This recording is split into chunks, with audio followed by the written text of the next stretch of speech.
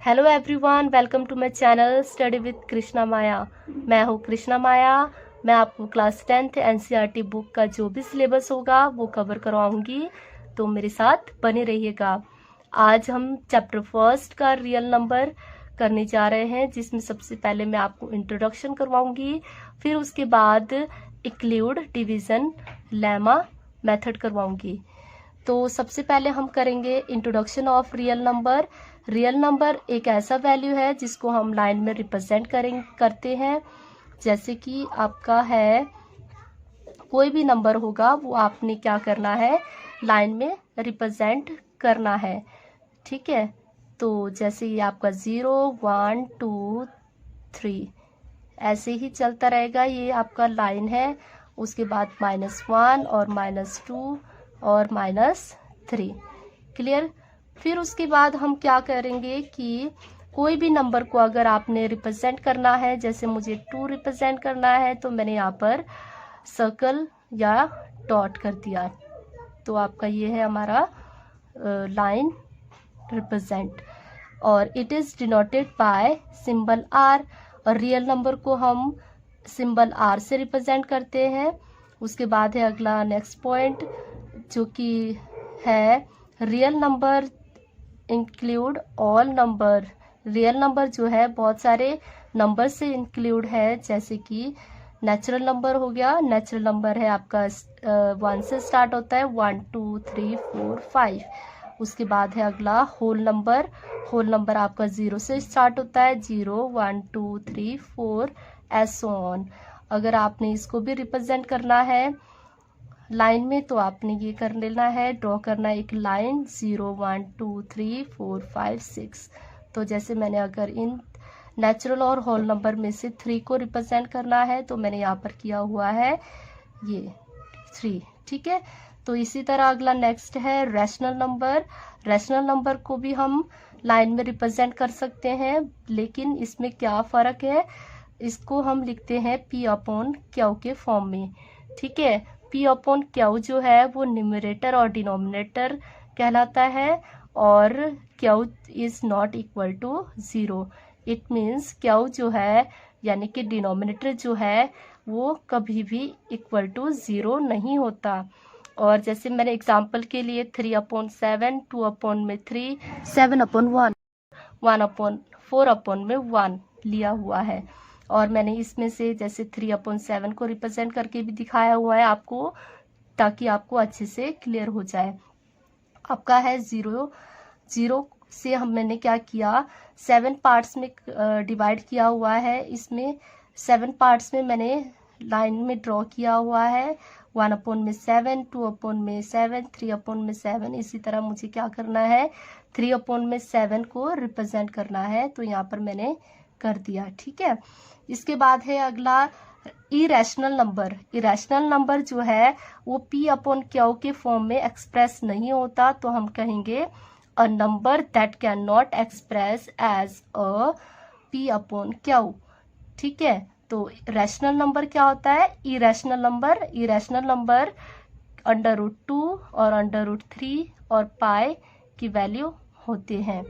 उसके बाद है इंटीजर्स। इंटीजर्स आपके होते हैं पॉजिटिव और नेगेटिव नंबर्स होते हैं, जिनको हम लाइन में, जैसे हम लाइन जब ड्रॉ करते हैं तो इसमें हम लोग ऐसे भी कर सकते हैं। अभी मैंने ऊपर बताया था कि नेगेटिव भी हो सकता है, तो आपने क्या करना है, ये आपका 0 1 2 3 ऐसे ही चलता रहेगा, -1 -2 और -3।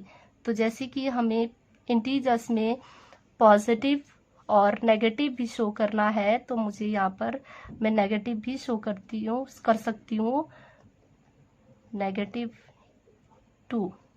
ठीक है, तो ऐसे ही हमारा आज क्लास होगा। और तो हम लोग ने आज ये रियल नंबर का इंट्रोडक्शन किया है। फिर उसके बाद हमारा एक और टॉपिक है कि है include, division, lemma. Include, division, lemma में क्या होता है कि पॉजिटिव इंटीजर्स दिया होता है A and B। Positive integers A and B में एग्जिस्ट करता है unique integers Q and R, यानी कि जो पॉजिटिव इंटीजर्स दिया होता है उसको सॉल्व करने के बाद unique integers Q and R जो है एग्जिस्ट और सेटिस्फाई करता है, और उसको हम इस फॉर्म में लिखते हैं a is equal to B multiply Q plus R, और r जो है वो लेस देन इक्वल टू 0 होता है और लेस देन b होता है। ठीक है, अब आप लोग सोचोगे कि a और b क्या है और क्यू प्लस आर क्या है, ये मैं अच्छे से आपको समझा देती हूँ। तो एग्जाम्पल के लिए मैंने ले लिया है 4 और 9, और सबसे पहले ये बात याद रखना है कि a जो है आपका ग्रेटर देन b होना चाहिए। ठीक है, तो अब आप ये 4 को a नहीं ले सकते, तो वो 9 आपका a होगा, क्योंकि मैंने अभी बताया है कि a जो है वो ग्रेटर देन b होगा। तो आपका ये b है और ये आपका a है, तो मैंने क्या किया, 4 को डिवाइजर मान लिया और 9 को डिविडेंड। तो 4 का टेबल तब तक पढ़ना है जब तक आपका एग्जैक्ट 9 या लेस देन 9 नहीं हो जाता। तो 4 1 से 4, 4 2 से 8, 4 3 से 12, 4 3 से 12 नहीं हो सकता क्योंकि 9 है, 9 से ग्रेटर है वो। तो हम क्या करेंगे, 4 2 से 8 माइनस करके आर आया है आपका 1, 1 जो है क्या बना आपका रिमाइंडर, 2 है आपका क्वोशिएंट। फिर हम क्या करते थे लोअर क्लास में कि ये डिवाइड आपका सही है या नहीं, उसके लिए एक रूल अप्लाई करते थे, जो कि वो रूल ये है, a is equal to B multiply Q plus R. तो a आपका डिविडेंड है मतलब कि 9, और b आपका डिवाइजर है 4, और मल्टीप्लाई में क्वोशिएंट आपका 2 है, प्लस में r आपका रिमाइंडर है। ठीक है, तो इस फॉर्म में हम लोग लोअर क्लास में करते थे। तो अब इक्लियो डिवीजन लेमा जो नाम है वो कैसे पड़ा है, एक साइंटिस्ट है लेमा, उन्होंने एक प्रूवन स्टेटमेंट को यूज करके दूसरे स्टेटमेंट को प्रूफ किया है। ठीक है, तो इसमें इतना सोचने वाली बात नहीं है, सिंपल हम ये कह सकते हैं कि जो हमने लास्ट ईयर से जो बहुत लास्ट ईयर से जो हम करते आ रहे हैं, एक लॉन्ग डिवीजन मेथड जो करते आ रहे हैं, उसी को रीस्टेटमेंट किया है लेमा ने, और उसका नाम दिया है इन्होंने इक्लूड डिवीजन लेमा। इट मीन्स इसके अंदर क्या होगा, आपका एक लॉन्ग डिवीजन मेथड होगा, लॉन्ग डिवीजन ही करेंगे हम। तो लॉन्ग डिवीजन से जो भी आपको लास्ट में आंसर मिलता है उसको हम क्या बोलते थे, वो आपका आंसर है। ठीक है, तो इन्होंने लेमा ने क्या किया कि उस लॉन्ग डिवीजन मेथड को रीस्टेटमेंट करके उस प्रोसेस को क्या नाम दिया इन्होंने, इक्लूड डिवीजन लेमा। ठीक है, और एक होता है इक्लूड डिवीजन एल्गोरिदम।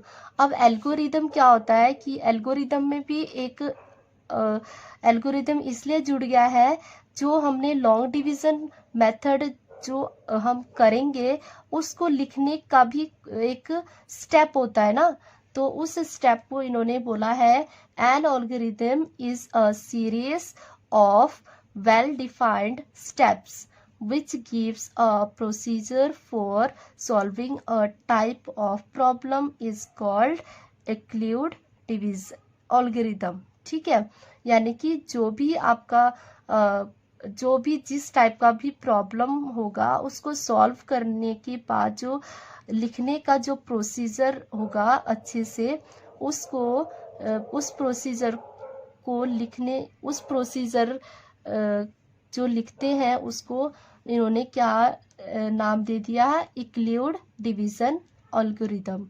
फॉर एग्जांपल के लिए 15 और 24।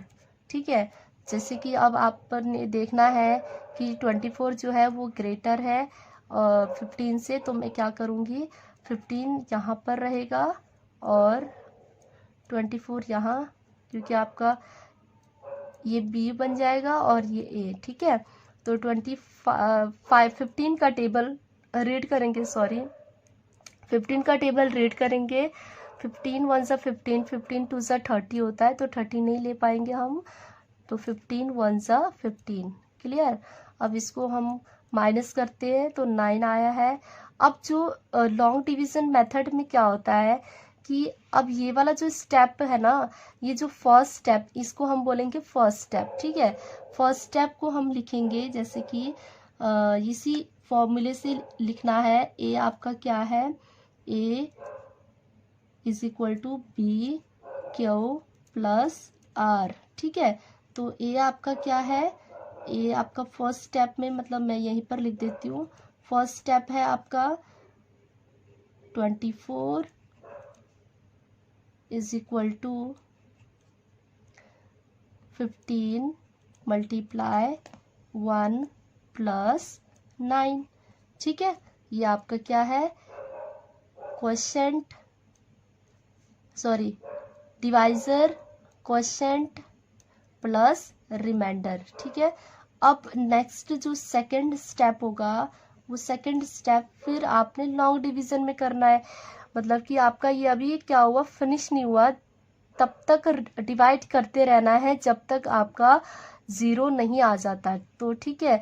अब ये जो आपका रिमाइंडर है नेक्स्ट स्टेप में, ये रिमाइंडर जो है आपका डिवाइजर कहलाएगा, और डिविडेंड क्या होगा, जो फर्स्ट स्टेप में आपका क्वोशेंट कहलाता था, सॉरी डिवाइजर कहलाता था, ठीक है। तो ये आपका बन गया। फिर से एक बार बता देती हूँ, सेकंड स्टेप में क्या करना है, जो रिमाइंडर होता है वो आपका डिवाइजर है, और डिविडेंड क्या होगा, ये जो 15 था, ठीक है। बस इसको बाहर रख देना, इसको अंदर रख देना है। तो 9 1 9, 9 2 नहीं हो सकता, ठीक है। तो मैं क्या करूंगी, माइनस करूंगी, तो आपके पास क्या आएगा, माइनस करके 6। फिर मैं क्या करूंगी, इसको ऐसे करूंगी, ये आपका क्या हो जाएगा, रिमाइंडर डिवाइजर बन गया, और जो पहले रिमाइंडर था वो आपका डिविडेंड बन जाएगा, ठीक है। तो 6 1 6, 6 2 6 1 6 3, ठीक है। और फिर आपने क्या करना है, इसको